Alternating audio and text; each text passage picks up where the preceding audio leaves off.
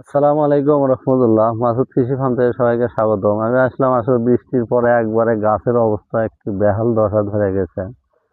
তা আসলে আমরা অনেকেই গাছ তুলে দেয়, পটলের গাছ অনেকেই আছে যত গাছ আছে সবই তুলে দেয়। এই কারণে পটলটা একবারে গাছ হতে একবারে এমন ভাবে ছায়া যায়, পটল হয় না। তা আমি ভাবলাম যে আসলে এই বিষয়ে একটা ভিডিও দেওয়া দরকার, কারণ আমার আশপাশে দেখছি যে আমি অনেক লোকে একবারে যে গাছগুলো আছে তাড়াতাড়ি ফল হওয়ার জন্য এই গাছগুলো তুলে দেয়, কিন্তু তুলে দেওয়ার পরে সবগুলো গাছই এমন ভাবে গাছ দাম মেরে যায়, লাস্টের দিকে যায় পটল হয় না, পচারি ধরে শেষ হয়ে যায়। তা আপনারা কিভাবে পটলের গাছগুলো তুলে দিবেন আমি সেই বিষয়ে আপনাদেরকে একটু দেখাই, আপনারা একটু প্র্যাকটিক্যালি দেখেন ইনশাল্লাহ।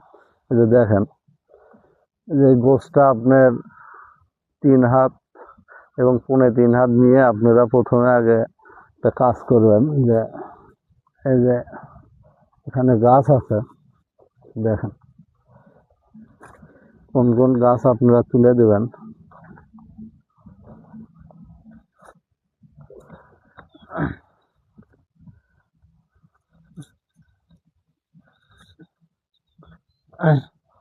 এই যে কয়দিন পরে হয়তো এই দিক দিয়ে গোট দিয়ে অসংখ্য বার হবে, মানে অসংখ্য আগা বার হবে, কিন্তু এই আগাগুলো আপনারা এইভাবে ছেড়ে দেবেন, দেওয়ার পরে গাছগুলো এইভাবে তুলে দেবেন।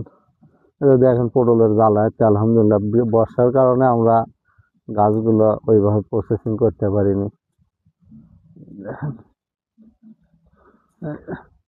এই যে সর্বোচ্চ 3টে তুলে দেবেন, একটা দুটে অথবা 3টে এভাবে তুলে দেবেন।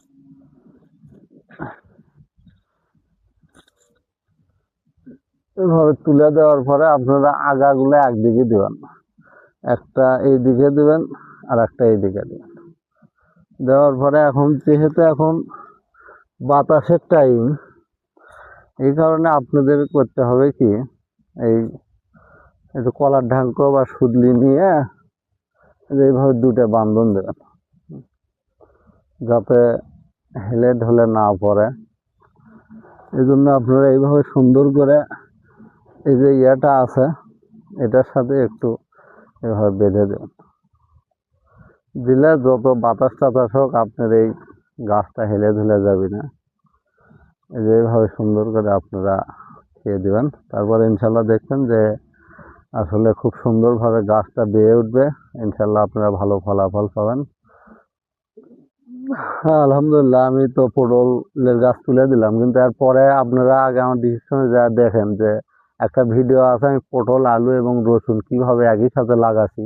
তা আজকে দেখালাম যে পটলের গাছ আমি জাংলা তুলে দিছি। এরপরে ইনশাল্লাহ যে কোড়াগুলো আছে কোড়াগুলো আটকার জন্য কি কি ওষুধ দেওয়া লাগে বা কি কি খাবার দেওয়া লাগে, এরকম আমি পার্ট বাই পার্ট ভিডিও দিয়ে আপনাদের উপকার করে যাবো ইনশাল্লাহ। আপনারা আমার সঙ্গেই থাকেন। আর আমি বিশেষ করে ফলন কি রকম হয় বা কি কি পরিচর্যা, যারা আপনারা নতুন আছেন হয়তো বা বুঝতে পারেন না, আমরা অনেক আগে থেকে চাষবাস করি, যে কিসে উপকার হয় আমাদের একটু অভিজ্ঞতা আছে।